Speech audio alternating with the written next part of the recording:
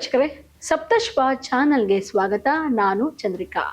ಮಕ್ಕಳ ಸುರಕ್ಷತಾ ವಿಷಯದಲ್ಲಿ ಗಂಭೀರ ನಿರ್ಲಕ್ಷ್ಯ ಆರೋಪದ ಹಿನ್ನೆಲೆ ಟೆಕ್ ದಿಗ್ಗಜ ಮೆಟಾ ಕಂಪನಿಗೆ ಭಾರಿ ಆಘಾತ ಎದುರಾಗಿದೆ.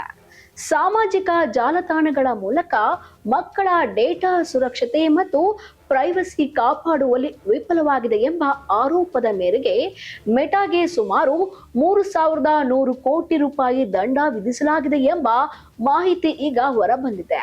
ಈ ಘಟನೆ ಜಾಗತಿಕ ಮಟ್ಟದಲ್ಲಿ ದೊಡ್ಡ ಚರ್ಚೆಗೆ ಕಾರಣವಾಗಿದ್ದು, ಡಿಜಿಟಲ್ ಪ್ಲಾಟ್ಫಾರ್ಮ್ಗಳಲ್ಲಿ ಮಕ್ಕಳ ಸುರಕ್ಷತೆ ಬಗ್ಗೆ ಮತ್ತೆ ಪ್ರಶ್ನೆಗಳು ಕಾಡ್ತಾ ಇವೆ. ಮೆಟಾ ಕಂಪನಿ ಫೇಸ್ಬುಕ್ ಮತ್ತು ಇನ್ಸ್ಟಾಗ್ರಾಮ್ ಅಂತಹ ಜನಪ್ರಿಯ ಪ್ಲಾಟ್ಫಾರ್ಮ್ಗಳನ್ನು ಹೊಂದಿದ್ದು ಕೋಟಿ ಬಳಕೆದಾರರ ಡೇಟಾವನ್ನು ನಿರ್ವಹಿಸ್ತಾ ಇದೆ. ಆದರೆ ಮಕ್ಕಳ ಖಾತೆಗಳ ಸುರಕ್ಷತೆ ಮತ್ತು ಅವರ ವೈಯಕ್ತಿಕ ಮಾಹಿತಿಯ ರಕ್ಷಣೆ ಹಾಗೂ ಅನಗತ್ಯ ವಿಷಯಗಳಿಂದ ರಕ್ಷಿಸುವಲ್ಲಿ ಸಮರ್ಪಕ ಕ್ರಮ ಕೈಗೊಳ್ಳಲಿಲ್ಲ ಎಂಬ ಆರೋಪ ಕೇಳಿಬಂದಿದೆ. ವಿಶೇಷವಾಗಿ ಅಪ್ರಾಪ್ತ ವಯಸ್ಕರ ಮಾಹಿತಿಯನ್ನು ಸರಿಯಾಗಿ ಸಂರಕ್ಷಿಸದೆ ಅವರಿಗೆ ಹಾನಿಕಾರಕವಾಗಬಹುದು ಎಂಬ ವಿಷಯಗಳು ತಲುಪುವ ಸಾಧ್ಯತೆ ಹೆಚ್ಚಿಸಿರುವುದಾಗಿ ತನಿಖೆಯಲ್ಲಿ ಈಗ ಬೆಳಕಿಗೆ ಬಂದಿದೆ.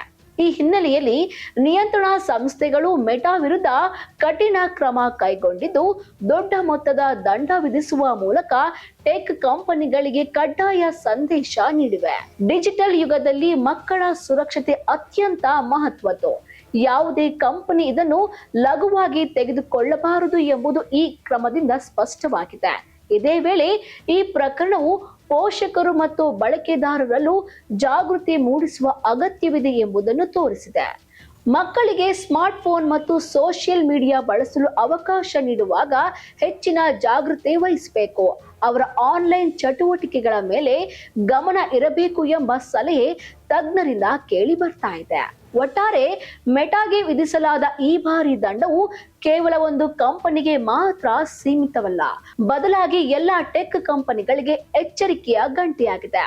ಮಕ್ಕಳ ಸುರಕ್ಷತೆ ಮತ್ತು ಪ್ರೈವಸಿ ವಿಷಯದಲ್ಲಿ ಕಠಿಣ ನಿಯಮಗಳನ್ನು ಪಾಲಿಸಬೇಕಾಗಿದೆ.